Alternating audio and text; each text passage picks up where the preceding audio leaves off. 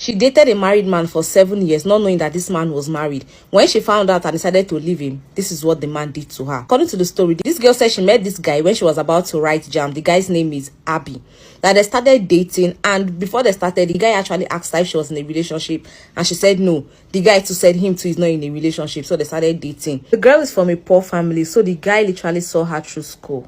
She said one time in the relationship, maybe last year, that she noticed a little child, and then she asked the guy, which person became be this?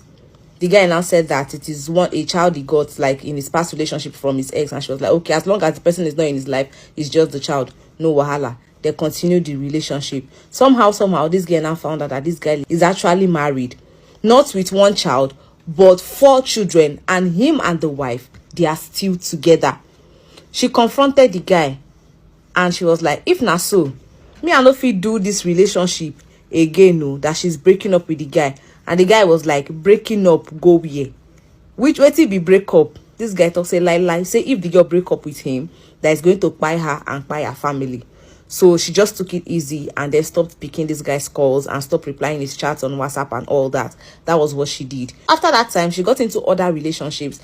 But she just noticed that anybody that comes to her, they ask her out and she agrees, the next thing they will disappear. Like, they'll just stop calling.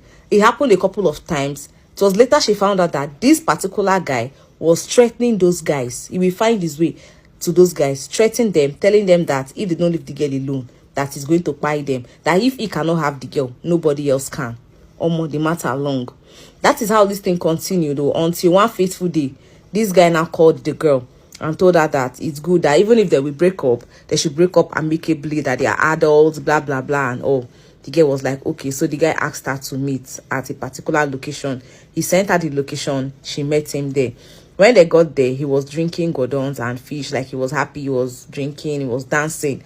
And then he told the girl to have a sip of the godons. And she was like, no, that she has ulcer. So she cannot consume anything that will trigger her ulcer. And he was like, it's just a sip now. She took a little, and as expected, it triggered her ulcer. So he ordered for water for her. She took water. The thing subsided. They stayed there together, and then they were just eating the fish and vibing.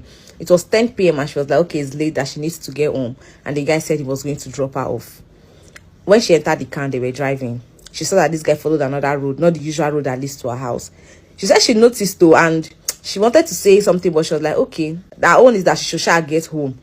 On their way going, she was watching the trees. Normally, you'll be looking at the road, watching trees or watching people that are passing. You get. She said she was just hearing some crack sounds in the car. She was wondering what the sound is. Before she knew, she heard pow.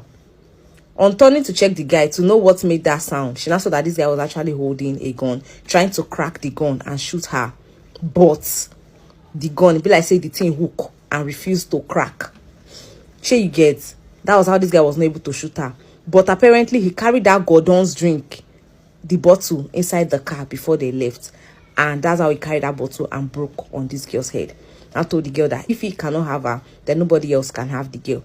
The pieces of the bottle that broke, he carried it in and shook this girl everywhere. You can see her head, on her bum, on her hand, every part of her body. And so he shook this girl. So how this girl was able to escape was that while all these things was going on, she somehow diverted him while he was driving, and then he hit the car on a pavement. She managed to open the door and roll over.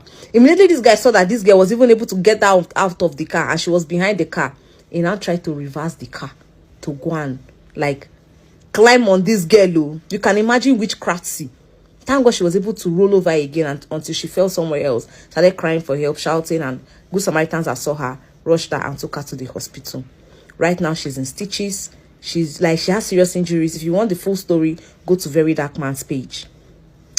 Like, this thing actually happened in Port Harcourt. Like, to think that this man has a wife and kids, and you're running after another little girl like this, saying that that he cannot allow her to carry this a fine body and go and give another person. Like, seriously.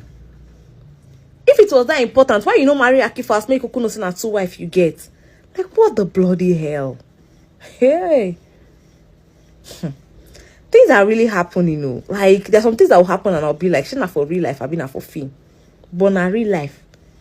I'm like, come in peace, so.